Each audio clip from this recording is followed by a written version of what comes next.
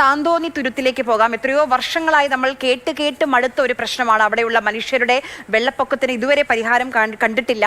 എത്രയോ വർഷങ്ങളായി ഇതുമായി ബന്ധപ്പെട്ട വിഷയങ്ങൾ പരിഹാരം കാണണമെന്ന അവരുടെ ആവശ്യം നമ്മുടെ മുന്നിലുണ്ട്. ഇപ്പോൾ ഒരു പരസ്യ പ്രതിഷേധത്തിലേക്ക് അവിടെയുള്ള നിവാസികൾ പോവുകയാണ്. ജിദ്ദ ഓഫീസിന് മുന്നിൽ കുത്തിയിരുന്ന് അവിടെയുള്ള ആളുകൾ പ്രതിഷേധിക്കുകയാണ്. ഔട്ടർ ബണ്ട് നിർമ്മിക്കുമെന്ന് ഉറപ്പു നൽകിയിട്ടും പാലിക്കപ്പെടുന്നില്ല. സമരത്തിന് ഐക്യദാർഢ്യവുമായി TJ വിനോദ് MLA യും സമരവേദിയിലേക്ക് എത്തിയിട്ടുണ്ട്. വിഷ്ണുപ്രകാശ് അവിടെ നിന്ന് തയ്യാറാക്കിയ റിപ്പോർട്ട് കാണാം. വർഷങ്ങളായുള്ള താന്തോന്നി തുരുത്ത് നിവാസികളുടെ ഒരു ആവശ്യമാണ് ഈ വേലിയേറ്റ സമയത്ത് അവരുടെ വീടുകളിലോട്ട് വെള്ളം വരുന്നതിനൊരു പരിഹാരമായി ഒരു ഔട്ടർ ബണ്ട് സ്ഥാപിക്കണമെന്നൊരു ആവശ്യം ഇവർ വർഷങ്ങളായി ഉന്നയിച്ചു വരുന്നതാണ്. അതിൽ പ്രതിഷേധിച്ചാണ് ഇപ്പോൾ ജിഡ ഓഫീസിന് മുന്നിൽ ഒരു സമരം നടത്തുന്നത്.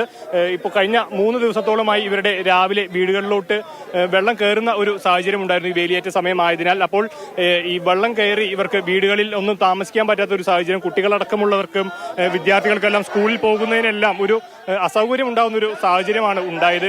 അതിൽ പ്രതിഷേധിച്ചാണ് ഇപ്പോൾ ഈ ഒരു സമരം നടത്തുന്നത്.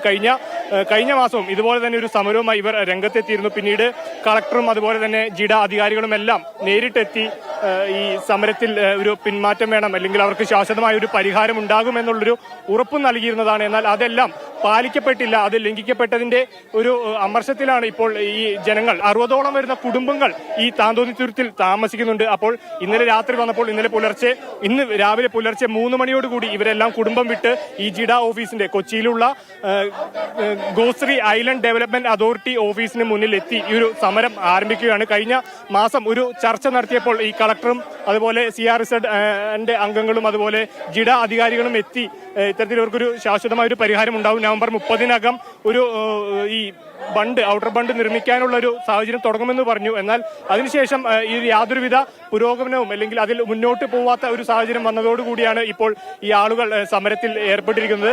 ചേച്ചി, എന്താ ഇപ്പൊ ഈ സമരത്തിൽ വരുന്നത്?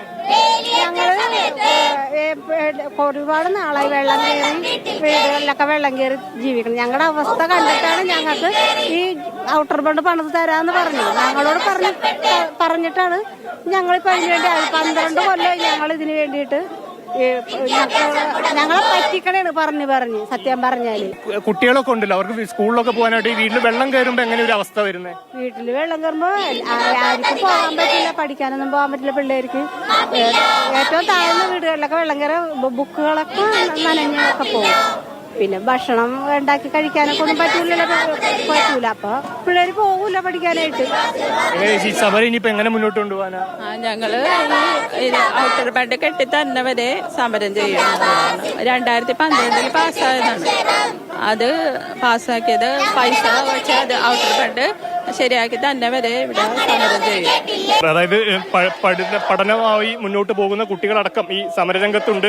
അവർ അവരുടെ സ്കൂളിൽ പോകുന്നത് അടക്കം വേണ്ട എന്ന് വെച്ച ഒരു സാഹചര്യത്തിലാണ് ഇപ്പോൾ ഈ ഒരു ആവശ്യമായി സമരത്തിന് വരുന്നത്. കഴിഞ്ഞ മാസം ഒരു സമരം ഉണ്ടായിരുന്നു. അന്ന് കളക്ടറുടെ നേതൃത്വത്തിലടക്കം ഒരു ചർച്ചയും കാര്യങ്ങളും നടന്നതായിരുന്നു.